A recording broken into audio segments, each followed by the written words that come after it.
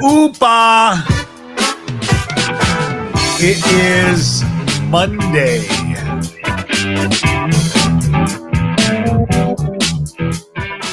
All right. It's enough of that. Yeah, I know. They just love hearing us on Monday mornings. Mondays is definitely a great time. All right. When you sent your kids off to school, you thought they were going to learn reading, mathematics, science, geography, and, maybe basic civics, right? But when you come to find out that the teachers are teaching you about sexuality, about religion, about what's right and wrong with religion, regardless of what you and the family want to teach at home, you want to know why the world is getting dropped on its head, why the total annihilation of the Department of Education in the United States and should be soon somewhere else. This is enough is enough is enough. As a parent of now 3 kids, as married to a kindergarten teacher in the Miami-Dade County area, I can honestly tell you the insanity that I've heard doesn't quite top the special moments that David is going to talk about. David, I remember going to my friend Jason Tremellin's every single Christmas Eve and used to get together with all of our friends and family in the neighborhood and just talk, hang out, have a good time. Because Miss Tremellin, who was St. Nick's, would come in the middle of the night and fill the bottom of this tree for Jason, Greg, and Samantha. As a Jewish kid, used to be happy my friends getting kind of cool shit. My family didn't do such robust holiday type gifts. And I think it's a great topic for today because you know what? The education system, not just in America, not just in Canada, is being turned on its head by ideologues who fail to do the one thing that they're being paid to do is teach people how to read, do math, understand geography, social studies, and science. David? Stuart, I agree, and I'll add one more thing. Whoa, hang on a second. Yes, ladies and gentlemen. It is because normally all I get is crickets, though. It's Miracle on November 17th. Let me ask you, Stuart. Your wife, my wife, are kindergarten teachers, and I asked myself the other day, like as I heard the story, what I'm about to tell in a second, was what is the role of a teacher? And you said educate, and I think you missed one very, very important part of what a teacher should be doing: inspire. Now, inspiration comes from what, right? What do you want your kid to come home and do? Yeah, reading, writing. I can homeschool a kid. That I don't need a teacher at that point.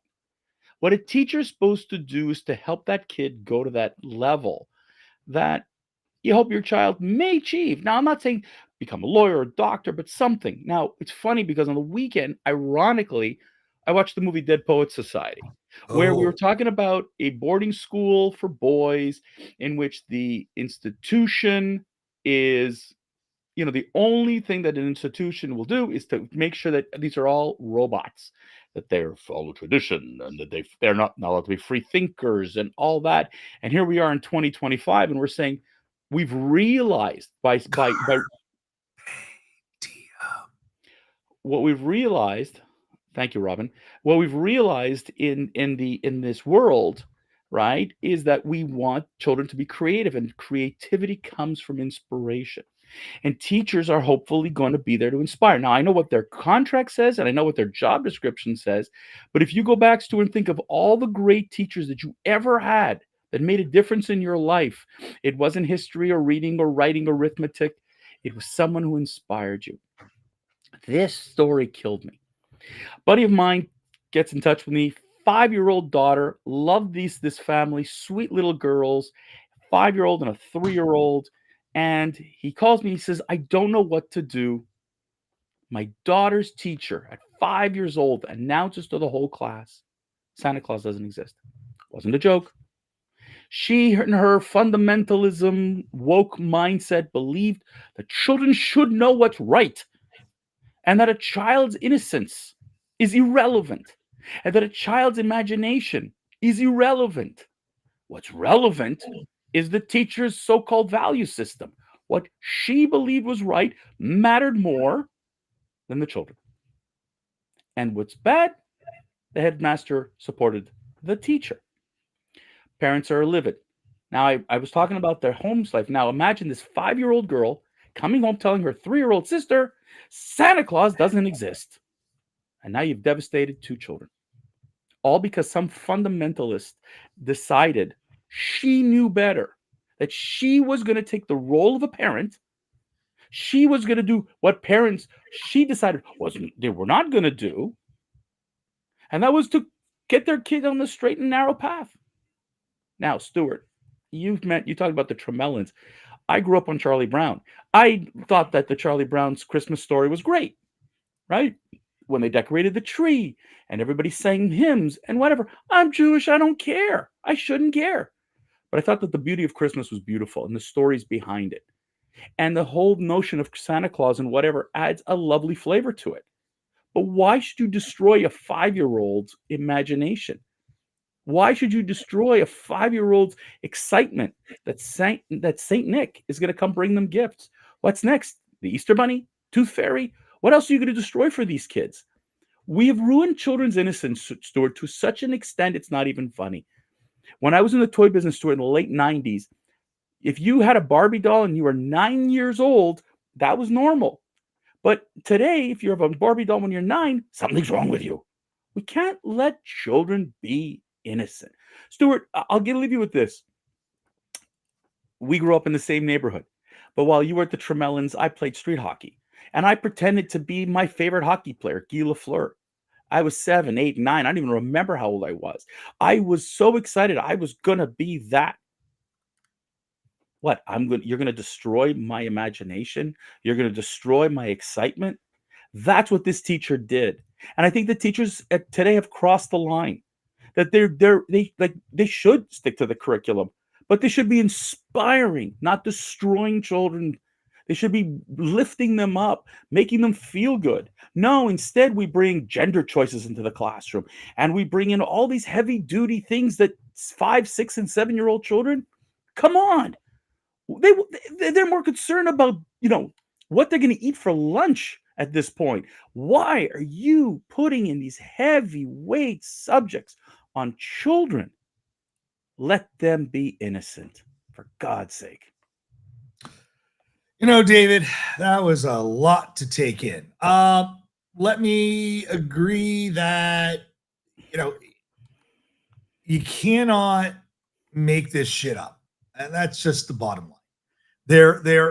These teachers are running amok. It's no different than in politics. And why am I bringing up politics? You have a situation where by the modern politician has no idea how to pass things through government. Why am I bringing this up? Because teachers fail to understand beyond academic instructions. They serve, as you said, of being a mentor. They're supposed to help kids develop and be critical thinkers. Discipline, right? Confidence, ethical values.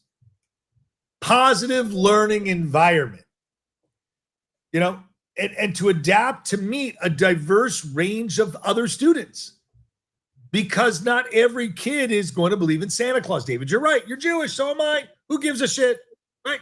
But when I went to school back in the dinosaur ages, as the kids like to call me, we learned about Buddhism, Hinduism, Christianity, Judaism, Muslim, right? We learned about all these 5 religions. We were forced to understand the potential of each and every one's unique ability. It didn't mean that you picked on the kid that kind of looked a little off or acted a little off, or that believed in Santa Claus or the Easter Bunny. I think that teachers today are like modern day politicians. They know how to yell, rant, and rave about emotions that are irrelevant, no different than Robert De Niro running around doing De Niro crazy shit. Focus on what your job is and not what you think your job should be. If you think your job should be something different, then maybe you should find another job, find another occupation. That teacher in Grenada should literally get coal for her birthday. Because you know what? Why are we celebrating birthdays? Birthdays are irrelevant, David. What is such the significance of a birthday? What is the significance of this teacher being a teacher? Why are we celebrating a good teacher day?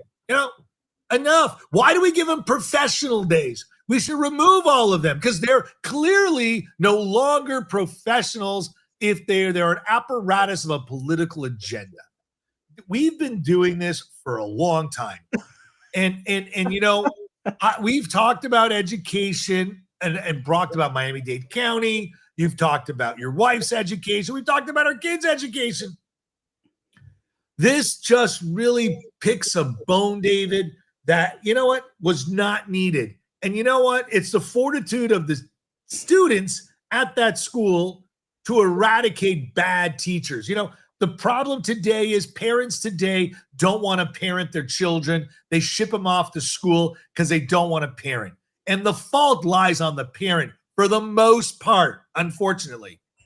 And I may be guilty of some of that sometimes. You may be guilty or may have been guilty of that some of the time. Go to school. I don't want to deal with you. But in the end of the day, you had a reliant partner at the school who was like-minded. You know what, David? Charter schools, home schools, private schools, alternative education may be the cure for dumbass teachers like this Grenada person. And I hope you send this broadcast to that friend in Grenada and the clips and snips that they should post publicly in their local neighborhoods. Band together. You're better and smarter than the teacher who is destroying your kids. It is such a fruitful moment to watch a kid grow up. And when your kids grow up and you think back when they were kids, you kind of take a, I remember when, and you smile because you remember the good memories. You acknowledge they were bad, but you don't have a like-minded individual in the classroom. And either you need to change the classroom or change the person in the classroom or hold the person accountable in that classroom to do what their said job is supposed to do. Stuart, I'll go a step further with what you just said. Oh, really? Further? I was pretty far. No, you did great. But here's what I want to ask you. Could you, listen, I don't know if this teacher is single, married, doesn't matter. But if you've ever celebrated a holiday together, generally speaking, there is a twinkle in a child's eye. There's an excitement in the holiday, the beauty of the holiday, the gift, the lights, the food, the music, you name it. There's something there that creates that special moment. And this teacher destroyed it. This teacher decided by herself that children shouldn't enjoy. And so when I think about it, Stuart, and I reflect back on when my kids, who are not kids anymore, they're adults, and when they were little kids, and they got excited over innocent things. That was fun. That was cute.